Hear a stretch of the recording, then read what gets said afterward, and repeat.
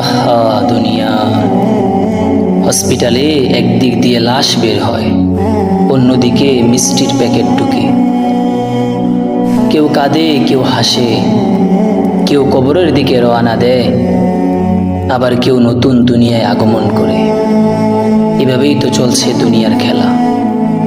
বেলা শেষে আমাদের একটাই ঠিকানা, ওই অন্ধকার কবর, যেখানে আপন বলতে কেউ থাকবে না, একমাত্র আপনার রব ছাড়া।